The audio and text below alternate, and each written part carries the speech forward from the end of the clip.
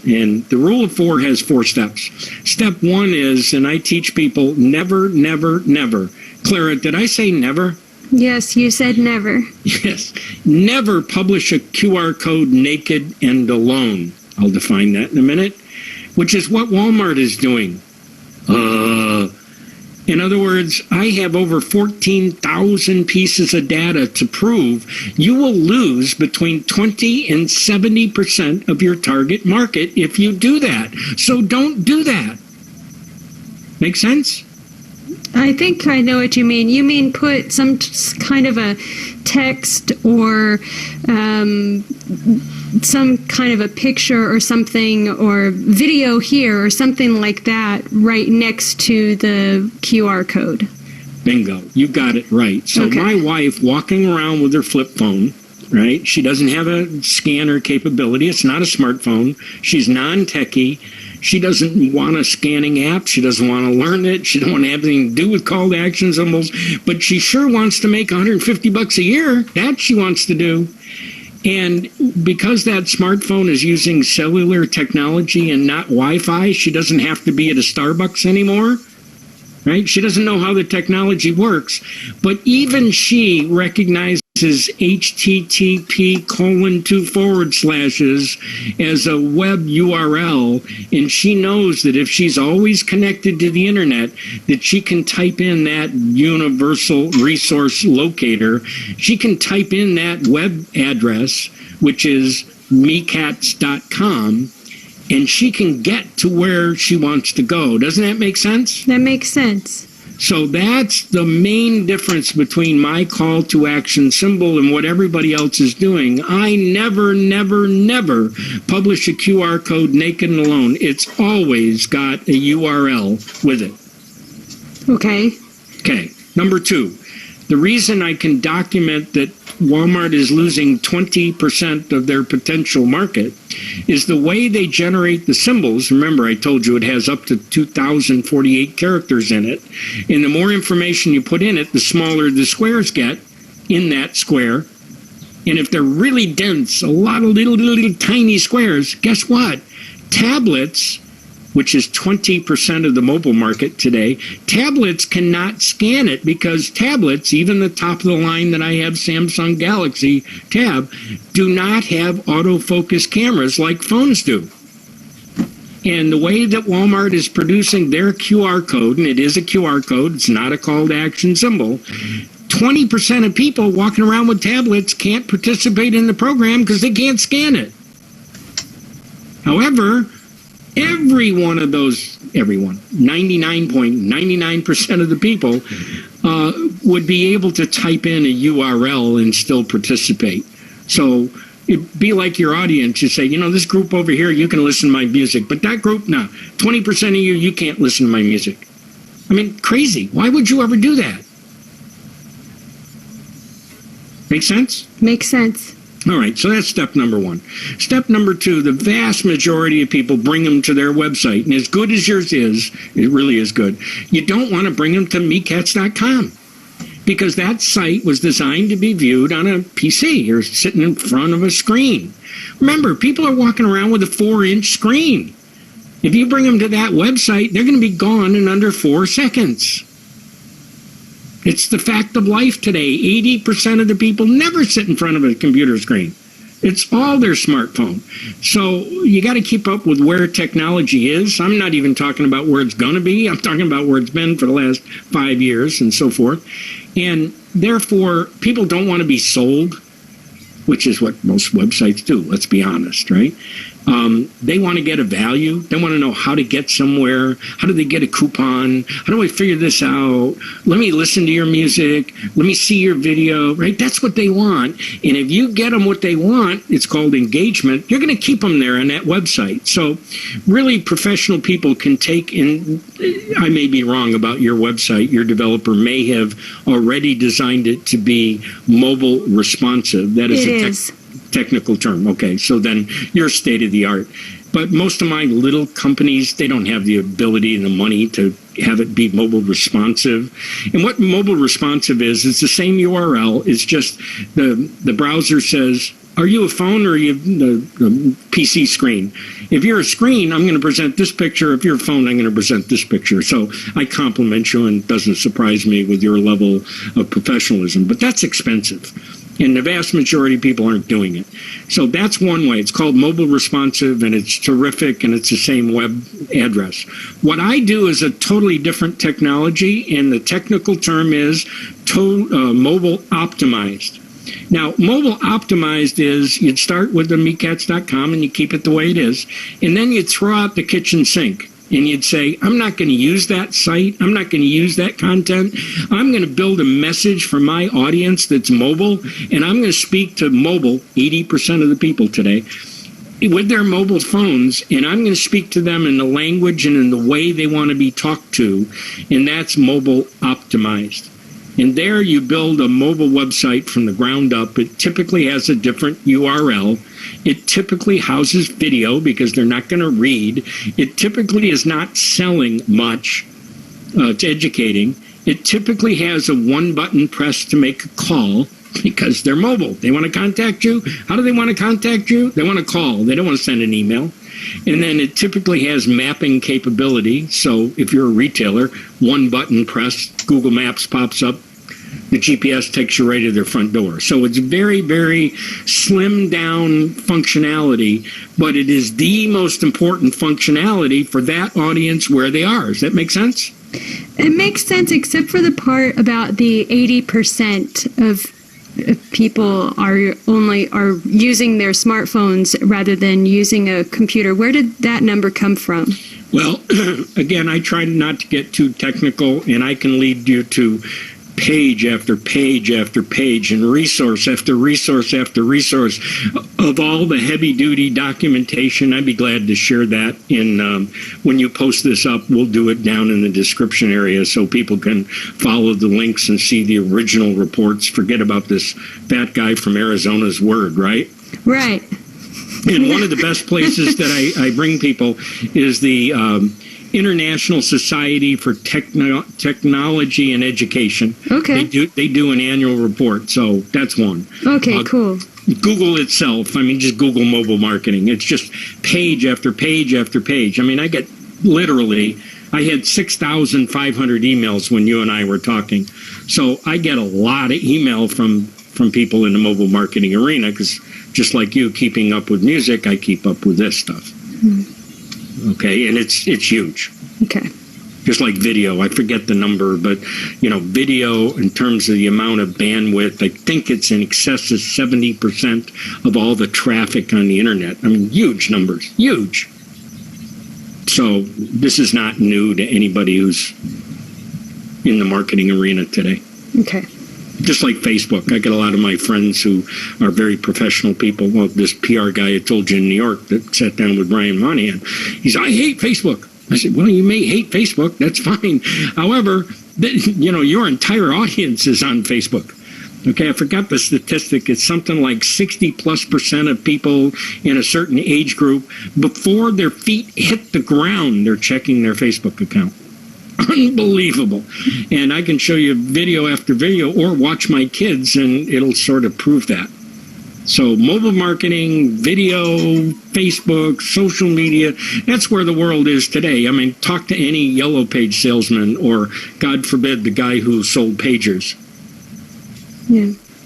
Or fax machines. So coming back to my question, so since I don't have a phone or anything, but I still want to get more listeners for Mahicats, yes, or I want to direct them to my video, how do I do that without a smartphone? Again, your audience has it. So what I recommend is, bottom line, the home run is what I call a call to action symbol carrier. And in my last very long email, there were bunches of examples. And basically what it is, it's a 1, 2, 3, go graphic. And it's an educational tool as well as a transportation tool. And it teaches those people who don't have scanning apps how to download for free and get them, and which one, because if you look QR code scanner on iPhone's store or Android's Play Store, you're deluged with hundreds of choices. So I narrow it down to one simple. If it's an iPhone, get QR reader for iPhone. If it's an Android, get QR Droid. End of story. They're free. They're the best there are. I've already done the research. Why waste your time? So get yourself a scanning app. The other thing I teach people is that they need to learn a skill about how to hold the icon and slide it from one screen to the other, because again, I've got everything I do is documented. I've got documentation of hundreds of presentations where people don't know how to do that. And if it's not on your home screen, you're not going to spend more than 3 seconds looking for it. So therefore, if MeCat presents a call to action symbol in a printed magazine and it takes me more than 3 seconds to scan it, I ain't going to do it. So you've just lost your potential audience. But if we train them the right way, they get the app, they download it on the phone, they keep it on their home screen, they use it a couple times, they find the value behind it. And here's a great example. One of my favorite clients was Interstate Batteries. You're probably familiar with them. Yes. And the mobile optimized site I built for them used their TV commercial. It was a very, very award-winning, humorous commercial, so people would watch it. And then his deal was if you scanned the symbol, he'd give you 15% off. There's value. Right? I mean, if you're buying an RV battery, mine is $140, to get 15% off that just for scanning a symbol, that's a pretty big deal. So this is how my clients develop relationships with their clients. Okay. And I can do that for MeCats and any one of your clients, your podcast audience. So what do I need to do to get a QR code? Okay, you need a smartphone to be fully participating. The way Jim Bannon does it with his call to action symbols, you don't need a smartphone. You just need an always-on internet connection, right? Either Wi-Fi or cellular, and that's the way it works today. So you could live without a smartphone, just like I did while I was building this business. But again, today your audience is not. I mean, just go sit on a corner and watch. Your audience is on their smartphone all the time. And therefore, you want to talk to them on their smartphone. So if anybody has a smartphone, they need to download the app. That's number one. That's why I teach them with a 1, 2, 3, go, right? 1, download the app. 2, scan the symbol. 3, get the value. It's that simple. And then I would give you free, pro bono, altruistic, no charge. I will give you a call to action symbol for your business that'll bring them wherever you want them, and we'll track the hell out of it. And I'll be a little off color. I joke with people, I don't, because of my GE training, Jack Welch taught us, if you can't measure it, don't do it. So that 20-something years of training means that I don't fart in church without measuring audience reaction. So everything I do is measured. And that's the benefit to your audience when they use my call to action symbols. Every time somebody interacts with that code, we're going to know about it. We're going to know it's 2 o'clock in the afternoon, where they were, what the phone was, how they were holding it. I can't get shoe size yet, but I can get about everything else. So the marketing measurement is just far beyond what anybody could ever dream. So you know that your audience is, 20 to 35, and they're from New Jersey. And if you spent money advertising in New Jersey, you get half the return you get spending in California. I mean, all these kinds of intelligent decisions you can make to get you return on investment for your business, all because of this enabling technology that is light years ahead of running an ad in the Yellow Pages or running a print ad where people can't press the hot link. Right. Okay. So the rule of 4, I told you the first one, never, never, never. I think we beat that to death. As a marketer, you're never going to produce a QR code without URL attached to it. And by the way, I do a URL shortener so that, remember the 20% of audience that Walmart wasn't getting because tablets don't have autofocus cameras. Had they listened to me and used the software that I use, all 100% of people scanning that would be able to scan it. So it's a huge difference. Mm-hmm. Okay, because it has very few dots, because it has very few characters, it's very powerful. And the platform that I use, the number 1 customer is Macy's, number 2 is Kohl's, so it's the real deal. So number 2 is you don't bring them to a regular site. We talked about yours being mobile responsive. We talked about the difference of mobile optimized that is even more powerful. Number 3 is I call it a kiss and a hug. And I gave you the example of Interstate Batteries. They give their customers a value for scanning that code. They give them a kiss and a hug. And Walmart, despite the fact that they're not doing everything correctly, giving me $150 a year, that's a pretty good kiss and a hug. So I'd score them 10 on a 10 scale in the kiss and hug category. All right? Okay. If you're a restaurant, and you buy an entree, give the second entree free, or at least give a free dessert. If you're a recording artist, you take your number 1 song, and when they buy it, you give them your newest release free. I mean, there's all sorts of ways that you can provide value, and I suggest that you do that. The last thing that your sophisticated audience in the sophisticated millennial mobile market wants is anybody to sell them anything. They want them to receive value, value, value. What's in it for me? Why do I want to do that?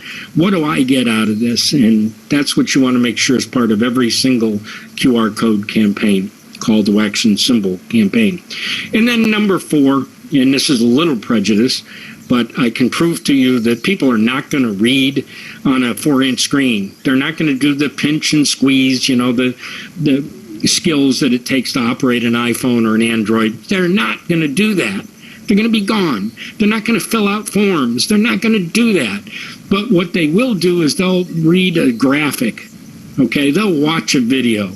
And therefore, number 4, 4th rule of industry best practices, communicate with them in video. And Clara, do you know any video producers? I know this guy named Jim Bannon from Arizona. There you go. So that's the only time I make money. I give all this stuff away, and I can help clients, and I do many, many, many in my 2 big charities. I'm waiting for an answer right now from Major League Baseball. Now you get the other part of the story. So everything I do is for free, with the exception of producing videos and building mobile optimized websites, which I do very economically. But I am a cancer survivor. And 7 years ago, when I was cured, I got a phone call. And, hey, Jim, how you doing? This is Ed Randall, voice of Major League Baseball here in New York. And I'm going, what? And it's the obnoxious Howard Stern's roommate. And he's the real deal. And he says, I'm a cancer survivor. I'm part of Immerman's Angels. I'm your new mentor angel. And I said, oh, okay. Now I understand. So we became friends. And once a year, he would call me and check up on me. And it was always kind of neat. And this Immerman, here's a commercial. ImmermanAngels.org is a worldwide organization whose mission, charity, 501c3 corporation, whose mission is any type of cancer anywhere in the world. They match a cancer fighter with a cancer survivor of the exact same profile within 24 hours. So recently, my 36-year-old daughter, she's got an angel. She's in Denver. We were out there for 4 months. That's how you and I were talking, because I was supporting her double mastectomy and chemotherapy. And she has an Immerman angel. Ed is my Immerman angel. So anyway, he's a great guy. And he runs a charity called, just for prostate cancer, called fansforthecure.org. And on Father's Day, he puts on 167 events across minor league stadiums across the country. And they provide a free public service announcement, which is him, of course. The team signs a baby blue bat, and we raffle it off. The team wears these blue armbands, even the umpires, and it's all for prostate cancer awareness, because we believe that no man should die from stubbornness, right? Get a simple blood test. It'll save your life. It saved Ed's. It saved mine. Yet prostate cancer is the number 2 cancer killer of men in America. So that's my passion. And I want him to use call to action symbols in his charity across America. And right now, their board of directors is considering that. Well, that's great, Jim. So that's where I get some money. I mean, Major League Baseball, they got this little companies called NBC and CBS and CNN. So they don't need Jim to do videos. But you know what? They do need my movies, my mobile optimized video site, and more importantly, they need my education, which is pro bono. So that's my passion. That's why I do this. That's why I take rejection from a professional like you saying, Jim, your topic's not really relative to my audience. And that's why I hope at the end of this, your audience is saying, wow, the time I invested listening to this podcast is going to have some positive impact on my business. And the ROI, the return on investment, is huge because I didn't have to pay thousands of dollars. I had to invest my professional time, and mine is $66 an hour, by the way, so I don't know what you value your time at. And then if I can give them a return of 4 or 10 or 100 times return on investment, then I'll go to the other side of the green grass saying, Jim, you made a difference in this world.